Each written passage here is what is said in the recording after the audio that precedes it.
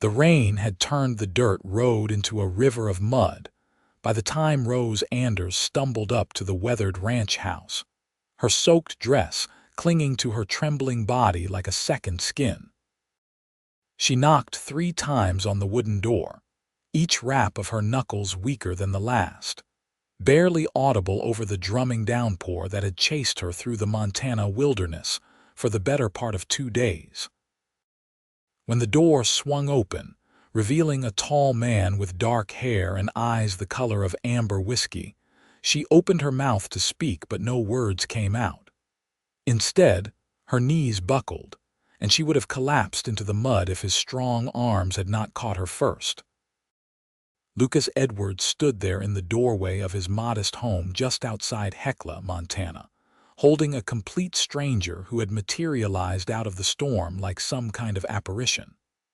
Water dripped from her auburn hair, pooling on his floor as he carried her inside without hesitation. He kicked the door shut behind him and moved quickly to the fireplace, settling her into the old armchair his father had crafted years before. The fire crackled and popped, casting warm shadows across her pale face as he grabbed the wool blanket from his bed and wrapped it around her shoulders. "Can you hear me?" Lucas asked, his voice rough from days spent alone on the range. He studied her face, noting the exhaustion carved into every line, the dark circles beneath her closed eyelids. She could not have been more than 22 or 23 years old, he guessed, though hardship had a way of aging people out here in the territories. Her eyes fluttered open, revealing irises the color of storm clouds. "I am sorry," she whispered, her voice hoarse and broken. "I had nowhere else to go. I walked for 2 days and yours was the first light I saw." Lucas knelt beside the chair, his weathered hands surprisingly gentle as he checked her for injuries. "You are safe now," he said simply. "Let me get you something warm to drink." He moved to the small kitchen area, stoking the cooking fire and setting a pot of water to boil. As he worked, he glanced back at her repeatedly, this mysterious woman who had appeared on his doorstep in the middle of a storm. She watched him with wary eyes, like a wild animal unsure whether to trust the hand offering food. "What is your name?" he asked as he measured out tea leaves from the tin his sister had sent him last Christmas. "Rose," she said after a moment. "Rose Anders."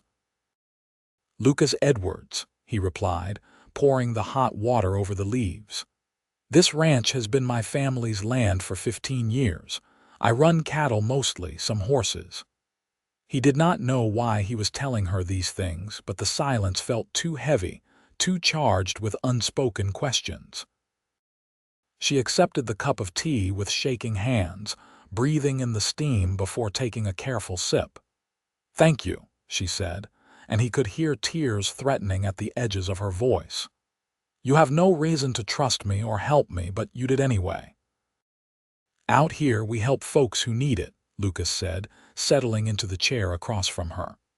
"That is just how things are done.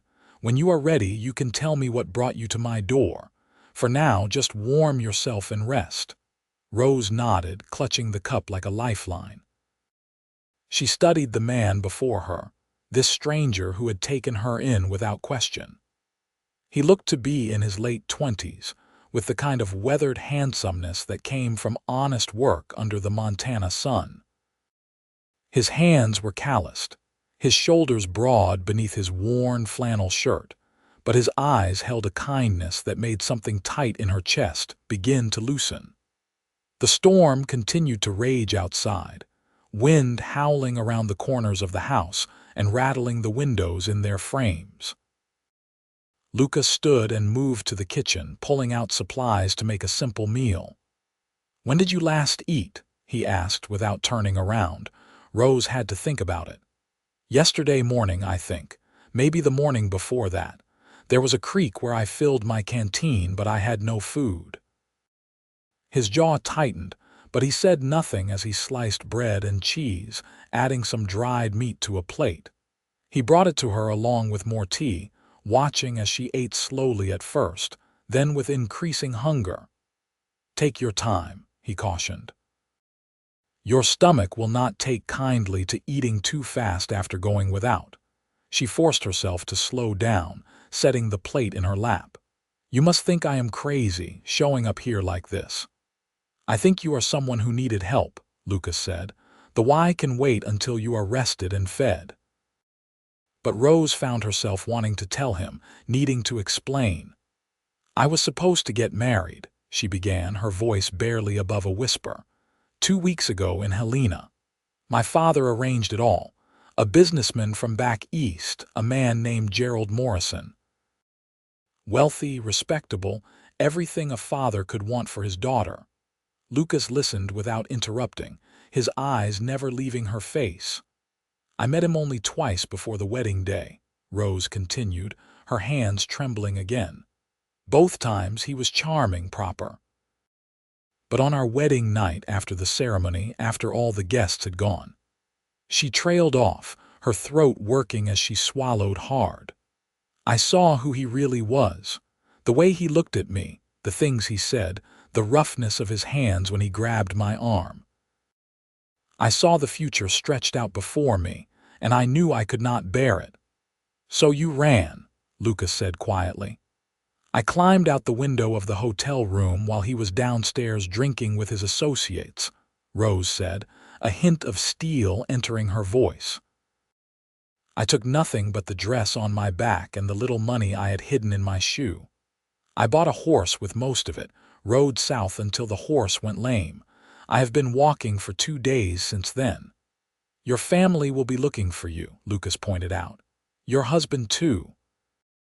"Gerald Morrison is not my husband," Rose said firmly. "I never consummated the marriage, and my father made his choice when he sold me to that man like a head of cattle. I have no family anymore." The bitterness in her voice was palpable, and Lucas felt something stir in his chest. Anger on her behalf, perhaps, or simple human compassion. "You are welcome to stay here until the storm passes and you figure out your next move," he said. "I will not turn you out into the rain." Rose's eyes filled with tears. "I have nowhere to go, no money, no friends in this territory. I can work, though. I can earn my keep. I know how to cook and clean, how to tend a garden. I can help with the animals if you teach me." Lucas stood and walked to the window, looking out at the sheets of rain that obscured everything beyond a few feet. "Then this is home," he said simply. "For as long as you need it to be." The words hung in the air between them, heavy with promise and possibility. Rose stared at his back, at the straight line of his shoulders, and felt something shift inside her. This man, this stranger, had offered her what no one else ever had, a choice freely given. "I will not be a burden," she said. He turned to face her, a slight smile softening his features. "I do not expect you will be." That night, Lucas insisted Rose take his bed while he made a pallet on the floor near the fire. She protested, but he would hear none of it. "You are still recovering," he said. "You need proper rest." Rose lay in the narrow bed, wrapped in blankets that smelled of sage and wood smoke, and listened to the rain and the steady breathing of the man who had become her unlikely savior. For the first time in weeks, she felt the tight knot of fear in her stomach begin to unwind. She did not know what tomorrow would bring, but tonight she was safe, warm, and dry. Tonight, that was enough. Morning came gray and damp, the storm having blown itself out during the night. Rose woke to the smell of coffee and bacon, sitting up to find Lucas already dressed and working at the stove. He glanced over his shoulder when he heard her stirring. "How do you feel?" he asked. "Better," she said honestly. "Much better." She stood, suddenly aware that she was still wearing her ruined wedding dress. "I do not suppose you have anything I could wear. This dress is not exactly practical." Lucas set down his spatula and moved to a trunk in the corner. He pulled out some old clothes, a pair of worn trousers and a shirt that would be too big on her but would serve. "These were my younger brothers," he said. He left for California 3 years ago, chasing gold. Never came back, never wrote. You might as well get some use from them." Rose took the clothes gratefully, ducking behind a curtain he had strung across one corner of the room to change. The trousers were indeed too large, but she rolled them up and cinched them tight with a length of rope he provided. The shirt hung loose on her frame, but it was clean and dry and infinitely better than the sodden dress. When she emerged, Lucas had breakfast waiting. They ate together in comfortable silence, and Rose marveled at how easy it felt, sitting across from this man she had known less than a day. "What needs doing around here?" she asked as they finished. "You said I could help, and I mean to." Lucas considered her. "The chickens need feeding and the eggs collected. The garden could use weeding, though it is muddy from the rain, and I could use a hand mending some tack in the barn." "Show me what to do," Rose said, standing and clearing the plates. "I am a quick learner." Over the next several days they fell into a routine. Rose proved true to her word, learning quickly and working tirelessly. She fed the chickens and gathered eggs, tended the garden, and helped Lucas with the endless tasks that kept a ranch running. In the evenings, they would sit by the fire and talk, sharing stories of their lives. Lucas told her about growing up on the ranch, about his father who had died 5 years ago from a fever, and his mother who had followed a year later from heartbreak. He talked about his sister Martha, who lived in Great Falls with her husband and 3 children, about the loneliness of working the land alone, but the satisfaction of building something with his own hands. Rose shared carefully edited versions of her childhood in Helena, the daughter of a banker who valued reputation above all else. She spoke of her mother, dead these 10 years, and of the governess who had taught her to read and write and think for herself, perhaps too well for her father's liking. She did not mention Gerald Morrison again, and Lucas did not ask. As the days turned into weeks, something began to shift between them. Lucas found himself watching Rose when she did not notice, admiring the way the morning light caught in her auburn hair, the determination in her eyes as she mastered each new task. He noticed the grace in her movements, the quick intelligence that made her such a capable partner in the work. Rose, for her part, found herself drawn to Lucas in ways that both thrilled and terrified her. She had never known a man like him, someone who treated her as an equal, who listened when she spoke, who seemed to value her thoughts and opinions. His quiet strength, his gentle hands with the animals, the way he smiled when he was pleased with something she had done, all of it wove together into a feeling she had never experienced before. One evening, about 3 weeks after her arrival, they sat on the porch watching the sunset paint the sky in shades of gold and crimson. Lucas had brought out his guitar, an instrument his father had taught him to play, and was picking out a soft melody. "That is beautiful," Rose said. "What song is it?" "Something my mother used to sing," Lucas said. "I do not think it has a name. She just made it up as she went along, and I tried to remember it after she was gone." Rose leaned back against the porch post, closing her eyes to better hear the music. "Will you teach me?" Lucas looked at her, surprised. "You want to learn?" "I want to learn everything," Rose said, opening her eyes to meet his gaze. "Every skill, every song, every piece of knowledge about this life. I spent 22 years being groomed to sit in parlors and pour tea and smile at the right times. I want to know what it means to really live." Something in Lucas's chest expanded at her words. He patted the space beside him on the steps. "Come here, then."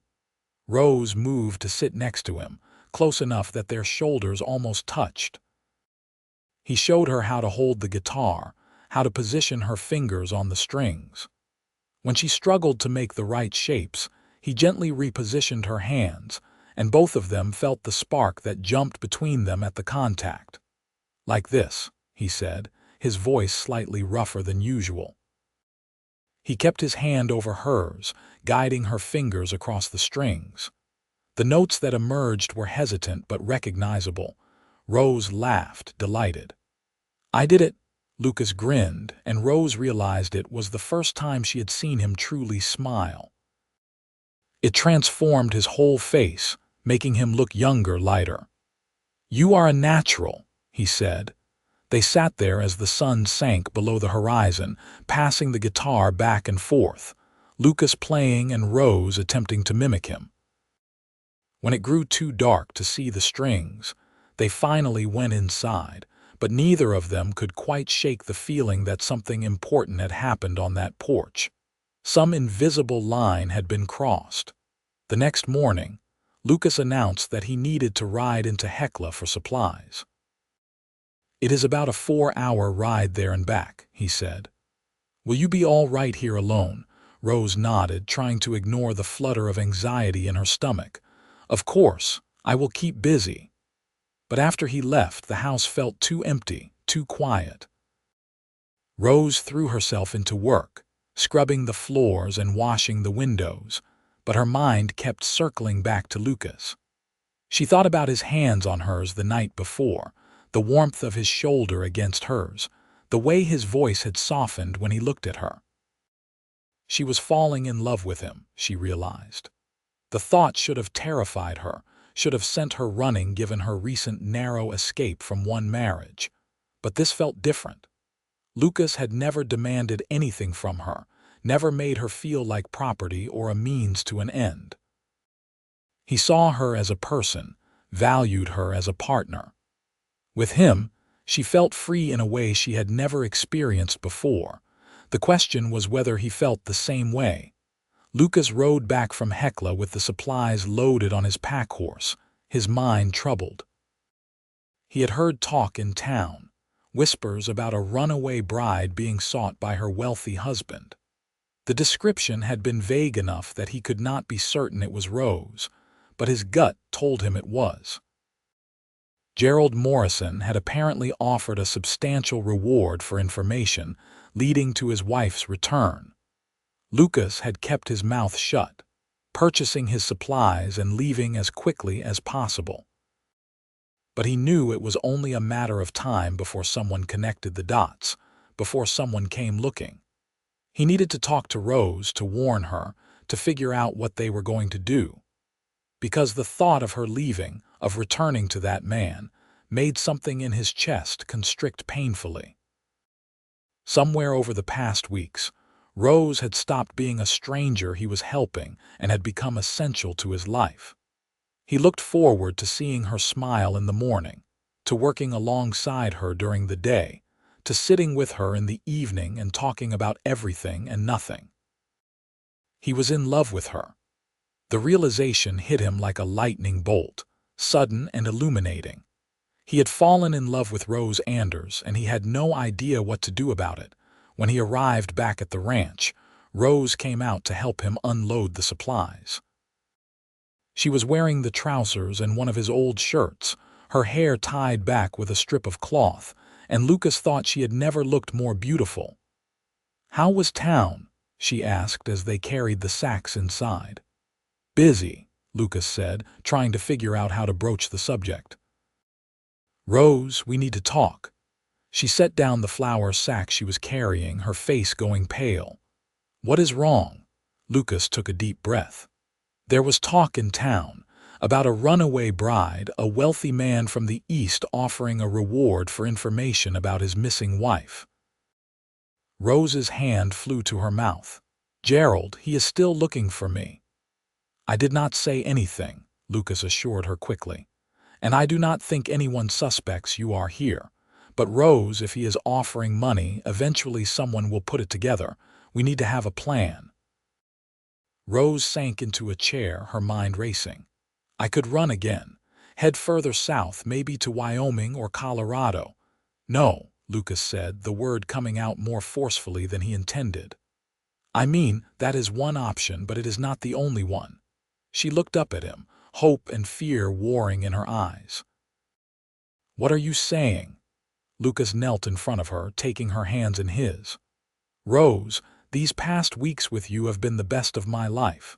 You have brought light and laughter to this place, made it feel like a home instead of just a house. I know we have not known each other long, but out here, time moves differently. People know what they want, what they need. Lucas, Rose whispered, but he pressed on. If you were married to me, really married, then you would not be a runaway bride anymore. You would be my wife, and there is not much a man from Helena can do about that. It would not be romantic, I know, and maybe it is crazy, but I care about you, Rose. I do not want you to leave. Rose stared at him, her heart pounding so hard she could hear it in her ears. You would marry me. To protect me from Gerald. I would marry you because I want to, Lucas said fiercely. The protection is just a benefit. I want you to stay, Rose. I want to wake up every morning and see you in my kitchen. I want to teach you to ride and to play guitar and to rope cattle. I want to sit on that porch when we are old and gray and watch the sunset with you. I want all of it if you will have me. Tears spilled down Rose's cheeks, but she was smiling. You do not even know me, not really. I have only been here a few weeks. I know that you are brave and strong and kind, Lucas said. I know that you work harder than anyone I have ever met, and that you laugh when one of the chickens steals food right out of your hand. I know that you hum when you think no one is listening, and that you always make sure the coffee is ready before I wake up. I know that I am happier with you here than I have been in years, maybe ever. That is enough for me. The question is whether it is enough for you. Rose pulled her hands free from his and cupped his face, her thumbs brushing over his cheekbones. I was so afraid, she said. Afraid that what I was feeling was just gratitude or relief at being safe. But it is more than that, Lucas. So much more. When you left this morning, the whole world felt dimmer. When you came back, it was like the sun coming out from behind clouds. I think I am falling in love with you, and it terrifies me because I never thought I would feel this way about anyone. You do not have to be afraid, Lucas said, covering her hands with his. Not of this, not of me. I will never hurt you, Rose. I will spend every day of my life making sure you know you made the right choice. Then yes, Rose said, laughing through her tears. Yes, I will marry you, Lucas Edwards. Yes to all of it. Lucas surged to his feet, pulling her up with him and wrapping her in his arms. She fit perfectly against his chest, her head tucking under his chin like she was made to be there. They stood like that for a long moment, holding each other, letting the reality of what they had just agreed to sink in. We should do it soon, Lucas said reluctantly, pulling back to look at her. Before word spreads too far. There is a circuit preacher who comes through Hecla every few weeks. I can ride out and see if I can find him, bring him here. Or we could go to the church in town, Rose suggested. Make it official and public. If people see us married, see that I chose this freely, it will be harder for Gerald to make trouble. Lucas nodded slowly. You are right. We will go tomorrow, first thing. I will talk to the pastor, see if he can perform the ceremony quickly. That night, they sat up late making plans. Rose would need a dress, something simple but respectable.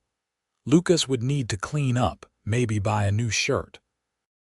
They would need witnesses, which meant telling people in town, trusting that the community would stand with them if Gerald Morrison came calling. Are you scared? Lucas asked as the fire burned low. Rose considered the question. A little, she admitted, but not of marrying you. Of what might come after, maybe. Of whether we can really make this work. We will make it work, Lucas said with quiet confidence. Whatever comes, we will face it together. 2 days later, they rode into Hecla together. Rose wearing a simple blue dress that Lucas had purchased from the general store on his last trip and had hidden away, hoping for an occasion to give it to her. It fit her perfectly, bringing out the gray of her eyes, and when Lucas saw her in it, he forgot how to breathe for a moment. The pastor agreed to perform the ceremony that very afternoon, and word spread through the small town like wildfire. By the time they arrived at the church, half the town had gathered, curious about the mysterious woman who had captured the heart of their solitary rancher. Lucas stood at the front of the church in his new shirt, his hair freshly cut and his boots polished, and watched Rose walk down the aisle toward him. She carried a small bouquet of wildflowers that one of the town women had pressed into her hands, and her smile was radiant. When she reached him, Lucas took her hand and the pastor began the ceremony. The words washed over them, familiar and strange all at once.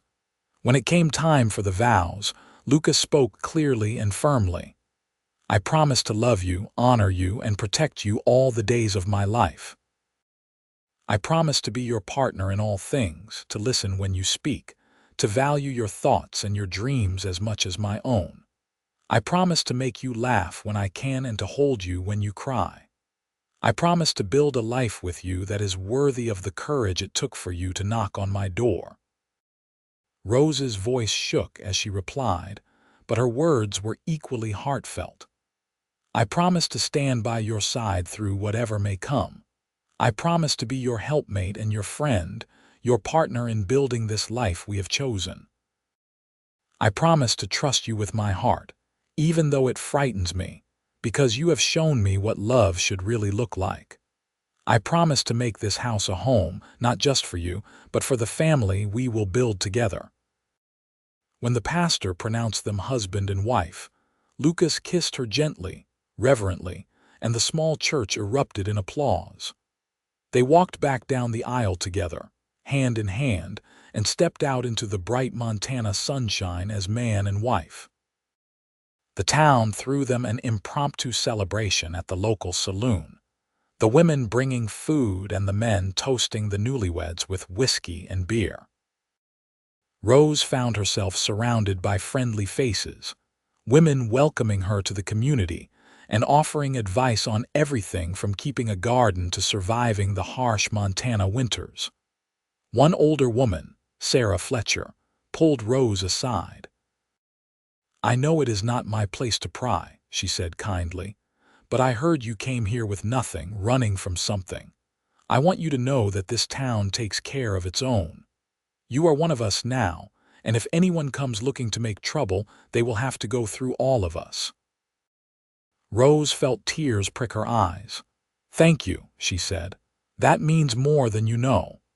As the sun began to set, Lucas and Rose made their excuses and headed back to the ranch. They rode in comfortable silence, Rose sitting behind Lucas on his horse, her arms wrapped around his waist and her cheek resting against his back.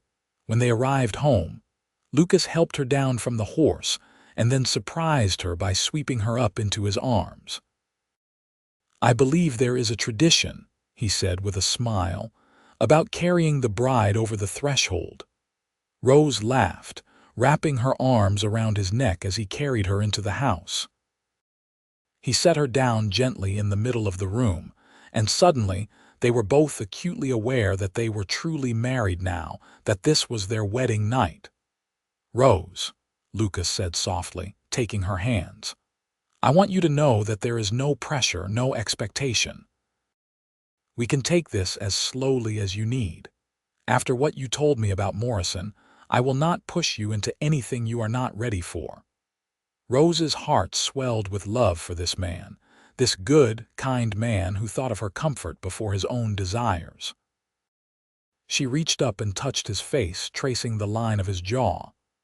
"I know," she said. "That is how I know I am ready, because you would wait, because you see me as more than just a wife. I trust you, Lucas, completely." She stood on her toes and kissed him, putting all of her love and trust and hope into it. Lucas responded carefully at first, then with growing passion as Rose pressed closer. When they finally broke apart, both breathing hard, Lucas rested his forehead against hers. "Are you sure?" he asked one more time. "I have never been more sure of anything," Rose replied. Lucas kissed her again, then took her hand and led her to the bedroom. He lit the lamp on the bedside table, then turned to her, his eyes dark with desire but also with tenderness and love. Rose felt a flutter of nervousness but no fear. Not with Lucas. Never with Lucas. He took his time, gentle and patient, making sure she felt cherished and safe every moment. When Rose cried out, it was not from pain or fear but from pleasure, and the overwhelming emotion of being truly loved for the first time in her life. Afterward, they lay tangled together, Lucas stroking her hair and pressing kisses to her forehead while Rose traced patterns on his chest with her fingertips. "I love you," she whispered into the darkness. "I do not think I have said those words yet, but I do. I love you so much it almost hurts." Lucas tightened his arms around her. "I love you too, Rose. More than I have words to say. You are everything I never knew I needed." They fell asleep like that, wrapped in each other's arms, and for the first time since her mother had died, Rose felt truly at peace. The next few months passed in a blur of happiness. Rose thrived in her new life, learning everything Lucas could teach her about running a ranch. She learned to ride properly, to rope cattle, to mend fences and birthing calves. Lucas, in turn, found himself learning from her as she brought organization to his business, keeping detailed records of their stock and expenses, and even negotiating better prices when the cattle buyers came through. They worked hard during the day and fell into each other's arms at night, building a life together that felt solid and real and good. Lucas taught Rose to shoot, so she could protect herself when he was out on the range, and Rose taught Lucas to read beyond the basic level he had achieved, opening up whole new worlds to him through the books she ordered from a catalog. The people of Hecla embraced Rose fully, and she found herself part of a community in a way she never had been in Helena. She helped the other women with their children, contributed to barn raisings and quilting bees, and slowly let down the walls she had built around her heart. But in the back of their minds, both Rose and Lucas knew that the past was never truly past, that Gerald Morrison was still out there somewhere, and that someday he might come calling. That day came on a cold November morning, 6 months after their wedding. Rose was in the kitchen preparing lunch when she heard the sound of horses approaching. She glanced out the window and froze. 3 men in expensive suits sat astride fine horses, and at the front of the group was a face she recognized all too well. Gerald Morrison had found her. Lucas was out mending a fence in the north pasture, too far away to hear if she called. Rose took a deep breath, squared her shoulders, and walked out onto the porch. She had faced down her fear once before when she ran. She would not cower now. Gerald dismounted, his face a mask of false concern. "Rose, my dear," he said smoothly, "I have been so worried about you. When you disappeared on our wedding night, I feared the worst. Thank God I have finally found you." "What do you want, Gerald?" Rose asked coldly, her hand resting on the door frame where Lucas kept a rifle just inside. "Why, to bring you home, of course," Gerald said, taking a step toward the porch. "You are my wife, Rose. You belong with me." "I am not your wife," Rose said firmly. "I never consummated that marriage, and I have since married someone else. Legally and binding, you have no claim on me." Gerald's mask slipped, revealing the cruelty beneath. "You think some backwoods cowboy can protect you? I have lawyers, Rose. I have money and influence. I can have that sham marriage annulled within a week." "You can try," said a voice from behind them, and Rose felt relief flood through her as Lucas emerged from the barn, his own rifle in his hands. He must have seen the horses and circled around. "But you will find that things work differently out here than they do back east. Rose is my wife, and she is here of her own free will. I suggest you leave." Gerald looked Lucas up and down dismissively. "And what are you going to do, shoot me? That would make you a murderer, and my associates here would be happy to testify to that effect." I do not need to shoot you, Lucas said calmly, though I would if it came to protecting my wife. But I think you will find that the sheriff of Hecla takes a dim view of men who harass women, and the people of this town tend to side with their own. As if summoned by his words, other riders appeared over the rise.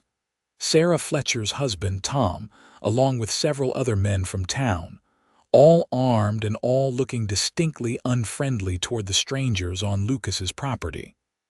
"We heard there might be trouble out here," Tom Fletcher called out. "Thought we would ride out and make sure everything was all right." Gerald looked around at the gathering crowd, his face reddening.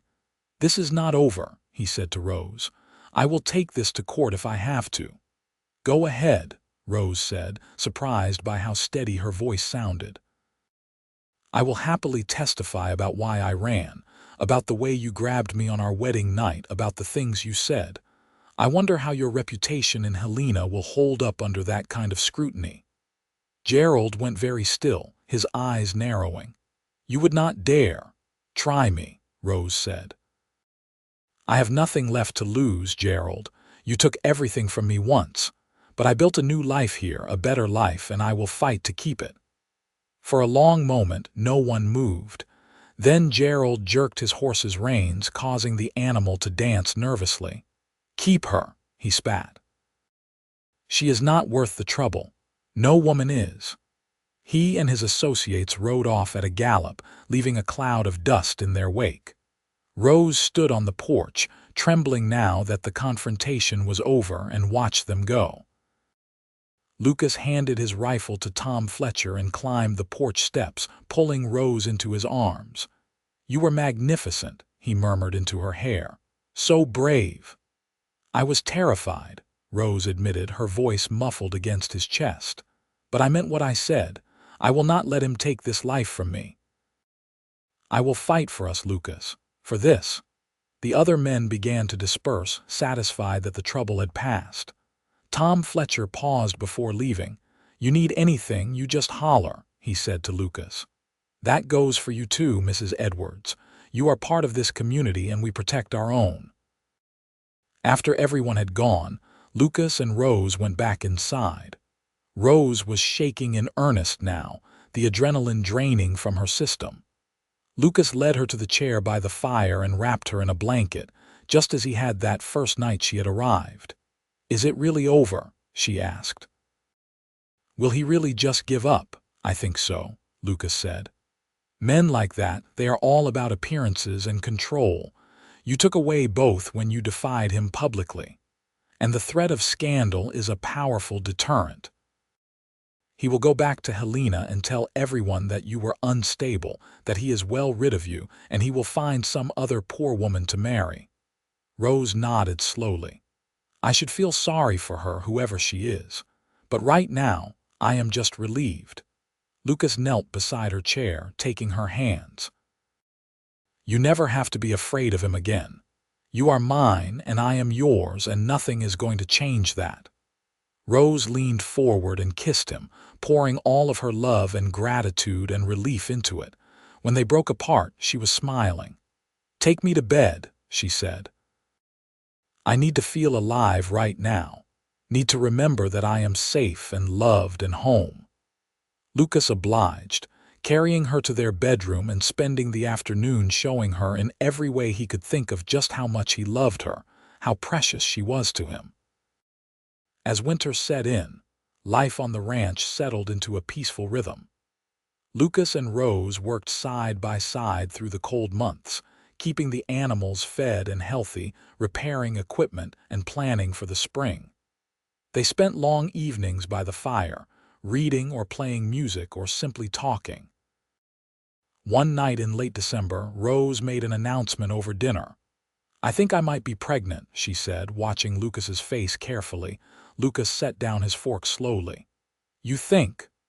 "I am late," Rose said, "and I have been feeling sick in the mornings. It could be nothing, but—" Lucas was around the table in an instant, pulling her to her feet and spinning her around. "A baby," he said, his voice full of wonder. "Rose, we are going to have a baby." Rose laughed, dizzy from the spinning and from joy. We do not know for sure yet. It is too early, but yes, I think so. When? Lucas asked, his hand moving to rest on her still flat stomach. Late summer, maybe early fall, if I am right about the timing, Rose said, covering his hand with her own. Are you happy? Happy does not even begin to cover it, Lucas said. He cupped her face in his hands and kissed her deeply. You have given me everything, Rose. A home, a partner, a purpose. And now a child. I am the luckiest man alive. The winter passed slowly, and Rose's pregnancy became undeniable. Lucas became incredibly protective, insisting she take on less physical work, but Rose refused to be treated like an invalid. She still helped with the animals, though Lucas took over the heavier tasks. She still tended the garden, planning what they would plant come spring. In late March, Lucas's sister Martha arrived for a visit with her 3 children. She and Rose took to each other immediately. Martha delighted to have another woman to talk to, and Rose thrilled to have a sister, something she had always wanted but never had. He is so different with you, Martha told Rose one afternoon as they worked on sewing baby clothes. I have not seen Lucas this happy since before our parents died. You brought him back to life. He saved mine, Rose said simply. I do not know where I would be if I had not found his ranch that night, dead in a ditch somewhere, probably, or back with Gerald wishing I was. Martha reached over and squeezed her hand. I am glad you found each other. You are good for him and he is good for you. That is how it is supposed to work. As spring turned to summer, Rose grew round with child. Lucas would lie with his head on her belly in the evenings, talking to their baby, telling it about the ranch and the horses and all the things they would do together when it was born. What if it is a girl? Rose asked one night, running her fingers through his hair. Then I will teach her to ride and rope and shoot just like I would a boy, Lucas said. And she will be the toughest rancher in Montana because she will have you for a mother. And if it is a boy? Same thing, Lucas said, grinning up at her. I do not plan to raise a child who cannot take care of themselves, regardless of whether they are wearing trousers or a dress. Rose laughed. You are going to be an amazing father. The baby came on a hot August night, 2 weeks earlier than the doctor had predicted.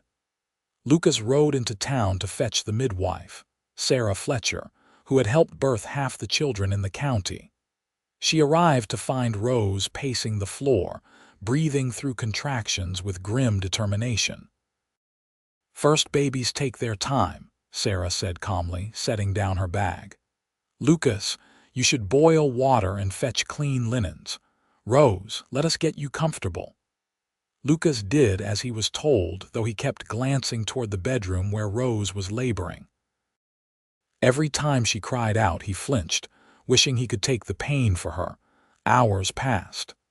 The sun set and rose again, and still the baby did not come. Lucas sat beside Rose, holding her hand and letting her squeeze until he thought his bones might break. He wiped her forehead with cool cloths and murmured encouragement when her strength seemed to flag. I cannot do this, Rose gasped at one point, exhausted beyond measure. Yes, you can, Lucas said fiercely. You are the strongest person I know, Rose. You survived Gerald Morrison. You walked through a storm with nowhere to go. You built a life from nothing. You can do this. Rose looked at him through pain-glazed eyes and nodded. I can do this. Just as the sun reached its zenith the next day, Sarah said, It is time to push, Rose. The baby is ready. Rose bore down with everything she had, Lucas supporting her from behind, and after what felt like an eternity but was probably only minutes, a baby's cry filled the room. It is a boy, Sarah announced, holding up the squalling infant. A healthy boy with good lungs. Lucas felt tears streaming down his face as Sarah cleaned the baby and wrapped him in a blanket. She placed the infant in Rose's arms, and both parents stared down at their son in wonder. He had Rose's gray eyes and a shock of dark hair like Lucas's. His tiny fingers curled around Rose's thumb and his cries quieted as he felt his mother's warmth. "He is perfect," Rose whispered. "Absolutely perfect." "What should we name him?" Lucas asked, unable to take his eyes off his son. Rose thought for a moment. "Samuel," she said. "After my mother's father. He was the only one in my family who ever stood up for what was right, even when it cost him." "Samuel Edwards," Lucas said, testing the name. "I like it. Samuel Lucas Edwards." Sarah left them alone after ensuring Rose and the baby were both healthy and stable. Lucas climbed into bed beside his wife, careful not to jostle her, and they lay together with their son between them. "We made him," Rose said in wonder. "This perfect little person came from us." "He is going to have an amazing life," Lucas said. "Growing up here, learning to work the land, knowing he is loved every single day." Rose looked up at her husband, this man who had given her everything. "Thank you," she said. "For what?" "For opening your door that night, for saying that this could be home, for loving me when I did not think I could ever trust anyone again, for giving me all of this."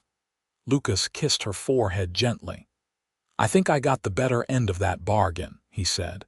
"You gave me a reason to be more than just a man going through the motions of living. You gave me a family." They fell asleep like that, the three of them together. And when they woke several hours later to Samuel's hungry cries, they faced the new challenge as they did everything together. The years that followed were full and rich. Samuel grew into a bright, energetic boy who followed his father everywhere and listened to his mother's stories with rapt attention. When he was 3, Rose gave birth to a daughter they named Clara, and 2 years after that, another son they called William. The ranch prospered under their joint stewardship. Lucas's cattle were known throughout Montana for their quality, and Rose's business acumen meant they commanded top prices. They hired hands to help with the work, good men who respected Rose as much as they respected Lucas. Lucas taught all 3 children to ride before they could properly walk, and Rose made sure they could read and write and do arithmetic. Samuel showed an aptitude for working with horses that reminded Lucas of his father. Clara had her mother's sharp mind and was always asking questions about everything. William was still too young to show his inclinations clearly, but he had a gentle way with the animals that suggested he might become a veterinarian someday. On their 5th wedding anniversary, Lucas surprised Rose with a new guitar, one better than the battered instrument his father had left him. "So we can teach the children properly," he said when she protested the expense. They spent that evening on the porch, the whole family together, Lucas playing and Rose singing while the children danced and laughed. As the sun set in a blaze of color, Rose leaned against her husband's shoulder and looked out over the land they had built together. "You ever regret it?" Lucas asked quietly. "Giving up the life you could have had in Helena, the society and the comfort." Rose looked at him like he had grown a second head. "Regret this? Lucas, I wake up every morning grateful that I had the courage to run, that I walked far enough to find your door. This life, this family, it is more than I ever dreamed possible. I do not regret a single moment. Even the hard parts," Lucas pressed. "The winters when we barely had enough to eat, the times you have had to work until your hands bled, the loneliness when I have to go on long cattle drives." "Even those," Rose said firmly, "because we faced them together, because every challenge we overcame made us stronger, because even on the hardest days I never once felt unloved or unvalued. You gave me that, Lucas. You gave me a life where I matter, where I am a partner and not just a possession." Lucas pulled her closer, pressing a kiss to her hair. "You are my everything," he said. "You and these 3 wild creatures we created. I would not trade this life for anything in the world." As if to prove his point, William tottered over and climbed into his father's lap, his chubby fingers reaching for the guitar strings. Clara followed, settling in beside her mother, while Samuel stood at the porch railing, watching the horses in the corral with the serious expression he got when he was thinking hard about something. "Tell us the story again," Clara demanded. "About how Mama knocked on the door in the storm and you let her stay." Lucas and Rose exchanged a smile. Their children never tired of hearing how their parents had met, though they edited the story somewhat to make it appropriate for young ears. "It was raining harder than you have ever seen," Lucas began, and the children settled in to hear the familiar tale. "The kind of rain that turns everything to mud and makes you think the sky might never stop crying. I was sitting by the fire, thinking about what to have for dinner when I heard a knock on the door." 3 knocks, Samuel piped up. He had heard this story enough times to have it memorized. 3 knocks, Lucas agreed. "And when I opened the door, there was your mother, soaked to the skin and looking like she had walked through the end of the world." "What did you say, Mama?" Clara asked, even though she knew the answer. "I said I had nowhere else to go," Rose said, picking up the story. "I had been walking for days and I was so tired and scared. But your father, he just scooped me right up and brought me inside. And I said," Lucas continued, meeting Rose's eyes over the children's heads, "that this was home, that she could stay as long as she needed." "Forever," Clara said with satisfaction. "She stayed forever." "That is right, sweetheart," Rose said. "Forever." As darkness fell and the stars began to emerge, they herded the children inside for bed.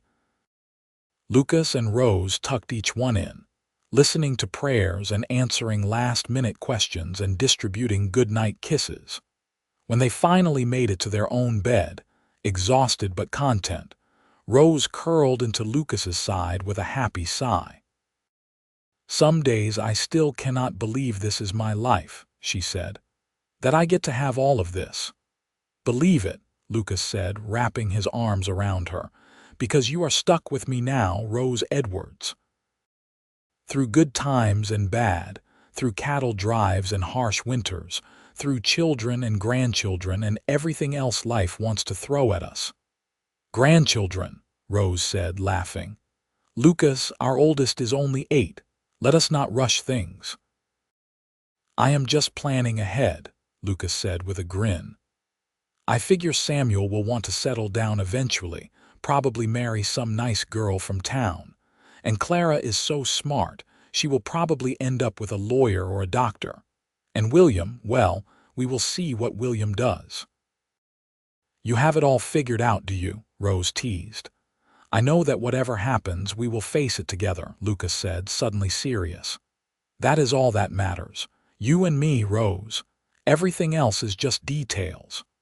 Rose kissed him, slow and deep, putting all of her love and gratitude into it. Even after 5 years, the spark between them had not dimmed. If anything, it had grown stronger, tempered by shared experiences and the deep understanding that comes from truly knowing another person. The years continued to pass in a blur of seasons and celebrations. Samuel grew into a young man who was every bit the rancher his father was, though he had his mother's head for figures. At 16, he was already making improvements to their operation that increased profits and efficiency. Clara proved to be a force of nature, bright and determined and utterly fearless. She announced at 12 that she wanted to be a teacher and spent every spare moment reading and learning. Rose and Lucas supported her dreams, even when some of the townspeople clucked their tongues and said that girls should focus on finding husbands.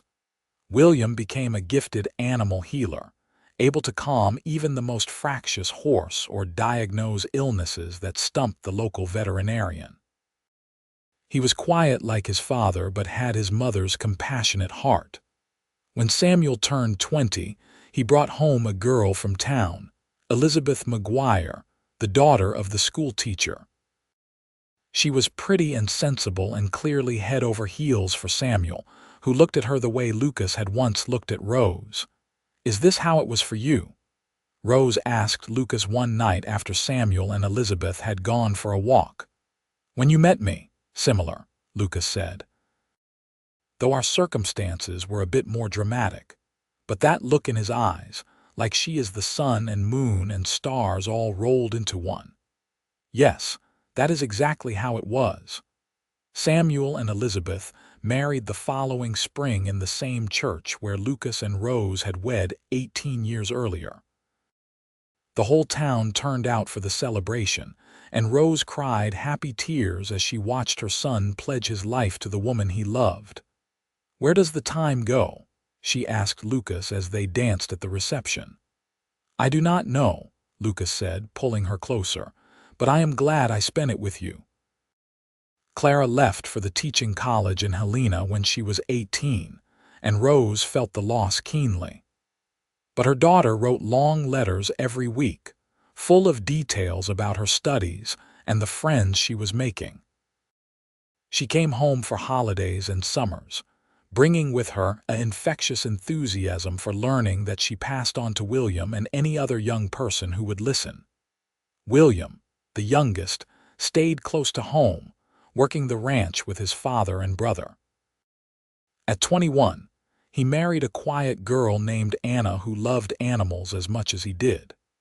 She fit seamlessly into the family, and Rose was grateful to have another daughter around, especially after Clara had made her life in Helena as a teacher. Samuel and Elizabeth had their first child when Samuel was 22, a daughter they named Rose after her grandmother. When they placed the baby in Rose's arms for the first time, she felt the same overwhelming surge of love she had felt when her own children were born. "She is beautiful," Rose whispered, tears streaming down her face. "Absolutely beautiful." Lucas stood behind his wife, his hands on her shoulders, and they both marveled at the continuation of the family they had built. Little Rose had her grandmother's auburn hair and her grandfather's amber eyes, and she would grow up surrounded by love on this ranch that had become so much more than just land and buildings. As Lucas and Rose entered their 40s, they began to slow down a bit, leaving more of the heavy ranch work to Samuel and William. They took time to travel, visiting Clara in Helena and taking trips to places they had always wanted to see. But they always came back to the ranch, to the home they had built together. On their 20th wedding anniversary, Lucas took Rose back to the spot where she had first knocked on his door. He had maintained the house over the years, upgrading and expanding it, but that original structure was still there, still solid. 20 years, Lucas said, shaking his head. "Sometimes it feels like yesterday, and sometimes it feels like you have always been here." "I have always been here," Rose said. "At least, every version of me that matters. The girl who knocked on this door in the rain, she became someone new when you opened it. She became the woman who could love and be loved, who could build a family and a life. That only exists because of you." "Because of us," Lucas corrected. "I opened the door, but you were brave enough to walk through it. You were brave enough to trust me, to love me, to build this life with me." Rose leaned into him, fitting against his side the way she had done 1,000 times before. "I would do it all again," she said. "Every moment, every challenge, every joy. I would choose you every single time." They stood there as the sun set, two people who had found each other against all odds and had built something lasting and true. Around them, the ranch bustled with life. Samuel's children, now numbering 3, played in the yard while Elizabeth called them in for dinner. William and Anna worked in the barn, their laughter drifting on the evening breeze. Even from this distance, they could see Clara's latest letter sitting on the kitchen table, full of news and love. "Do you think we did all right?" Lucas asked. "With the children, with all of this?" Rose looked around at the evidence of their life together, at the family they had raised and the community they had become part of. "I think we did better than all right," she said. "I think we gave them everything that matters. Love, security, the knowledge that they can face anything as long as they have people who stand with them. What more could we have done?" Lucas nodded, satisfied. "You are right, as usual," Rose laughed. "Remember that the next time we disagree about something." As darkness fell, they walked back to the house, hand in hand the way they had been for 2 decades. The future stretched out before them, full of grandchildren to spoil and stories to tell and quiet moments on the porch watching the sunset. They did not know how many years they had left, but they knew they would face them together, the way they had faced everything since that stormy night when Rose had knocked on Lucas's door. Years continued to accumulate, each one adding layers to their story. Clara eventually married a fellow teacher, a kind man named James who treated her like the treasure she was. They settled in Helena but visited often, bringing their own children to spend summers on the ranch. Samuel took over more of the ranch operations as Lucas aged, and he proved to be a worthy successor. He expanded their holdings carefully, always consulting with his father and mother before making major decisions. Elizabeth became the heart of the ranch, much as Rose had been, organizing community events and helping any neighbor who needed it. William and Anna had a smaller homestead on the edge of the ranch property, where William ran a practice treating animals from all over the county. He was gentle and patient, and animals seemed to sense that he would help them.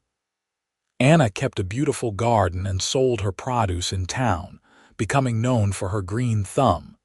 As Lucas and Rose entered their 60s, they spent more time just enjoying the fruits of their labor. They would sit on the porch in the evening, watching their grandchildren play and their children work, and marvel at everything that had grown from that one night 25 years ago. "Do you ever wonder what would have happened if I had not knocked on your door?" Rose asked one evening. "If I had kept walking, found someone else's house." Lucas was quiet for a moment. "I try not to," he admitted, "because the thought of a life without you in it is unbearable.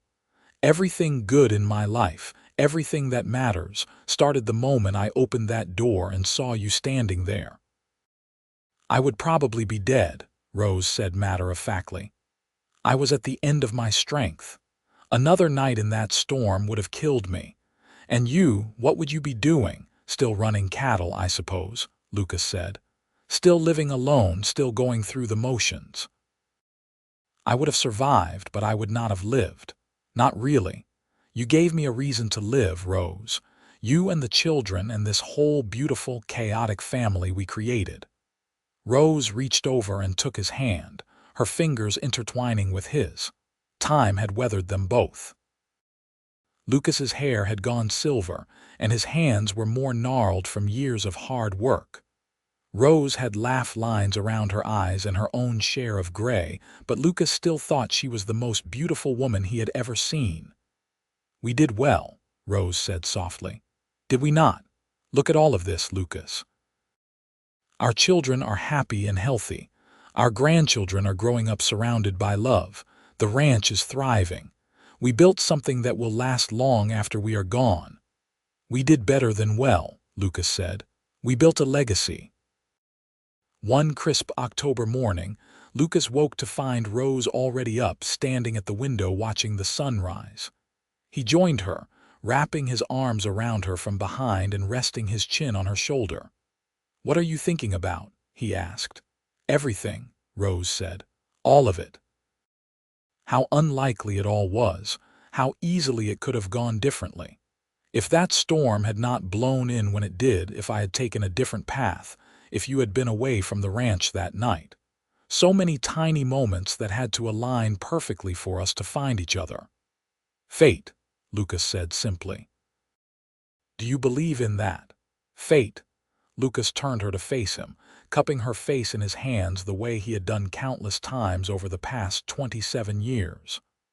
"I believe that some things are meant to be," he said. I believe that you and we were always supposed to find each other somehow. Maybe it would not have been that night. Maybe it would have been some other way, but it would have happened. Because a love like ours, it does not come along by accident. Rose stood on her toes and kissed him, and despite the years and the changes, it still felt exactly right. I love you, she said. I will love you for whatever time we have left, and if there is anything beyond this life, I will love you there too. Forever, Lucas agreed, just like we promised. They lived well into their 70s, both of them remaining active and engaged with the ranch and their family. Lucas finally taught Rose to play guitar properly, and they would spend evenings making music together, sometimes joined by their children and grandchildren. Rose's health began to fail first. She developed a persistent cough that would not go away, and the doctor in town diagnosed it as pneumonia. Despite everyone's best efforts, she weakened over the course of several weeks. Lucas barely left her side, sitting beside her bed and holding her hand through the long nights. I am not afraid, Rose told him one evening when they were alone. I have lived a full life, a happy life, more than I ever thought I would have. But Lucas, promise me you will not give up when I am gone. Promise me you will keep living, keep enjoying the family we built. Do not talk like that, Lucas said, his voice rough with emotion. You are going to get better, you have to. Rose smiled sadly, reaching up to touch his face. We both know that is not true. My time is coming, my love, but it is all right. I am ready. I am not, Lucas said, tears streaming down his weathered face. I am not ready to lose you, Rose. You are my whole heart. And you are mine, Rose said. You have been since the moment you told me this was home. But the children need you, Lucas. The grandchildren need you. Promise me you will be there for them. Lucas nodded, unable to speak around the lump in his throat. Rose died peacefully 3 days later, surrounded by her family. Lucas held her hand as she took her last breath, and felt a piece of his soul go with her. She was buried on a hill overlooking the ranch, in a spot where you could see for miles in every direction. The family worried about Lucas after Rose's death. He seemed diminished somehow, like a light had gone out inside him. But he kept his promise to Rose. He showed up for family dinners, played with his grandchildren, offered advice to Samuel and William when they asked for it. He lived for 5 more years after Rose died, years filled with family and memories and the quiet satisfaction of a life well lived. When Lucas's time came, it was sudden. He went to sleep one night and simply did not wake up. Samuel found him in the morning, looking peaceful, and everyone agreed that he had simply decided it was time to rejoin his Rose. They buried him next to her on that hill, under a headstone that read, Lucas Edwards, beloved husband, father, grandfather. He opened his door to a stranger and found his forever. The ranch continued on, passed down through generations. Samuel ran it for many years before handing it to his own son. Clara's children would visit in the summers, and William's daughter eventually took over his veterinary practice. The family grew and spread, but they all knew where they came from, knew the story of how it all began. On the main house, now expanded and modernized but still recognizable, someone placed a small plaque beside the door. It read, On this spot, a woman knocked with nowhere else to go. A cowboy opened the door and said, Then this is home. From that moment, a legacy was born. And on summer evenings, when the family gathered on the porch to watch the sunset, someone would always tell the story again. About the storm and the knock on the door and the love that grew from that desperate moment. The details might change slightly with each telling, but the heart of it remained the same. 2 people found each other when they needed it most. They built a life together based on trust and partnership and deep, abiding love. They raised a family and created a legacy that would endure for generations. And it all started because a cowboy looked at a desperate, drenched stranger and saw not a burden, but a possibility. Because he chose compassion over caution, and in doing so, found everything he never knew he needed. The ranch still stands in Montana, a testament to what can be built when two people decide to face the world together. The land is still worked by the descendants of Lucas and Rose Edwards, and if you visit on a quiet evening, you might almost feel their presence in the gentle breeze, in the waving grass, in the peace that settles over the land as the sun sets. Their love story became legend in Hecla, told and retold until it took on the quality of myth.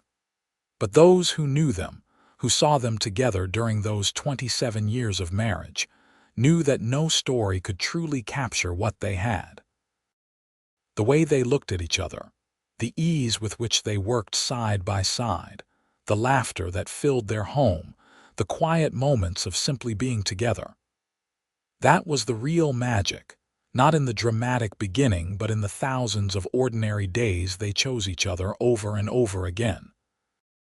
And so the story ends where it began, at a door in Montana.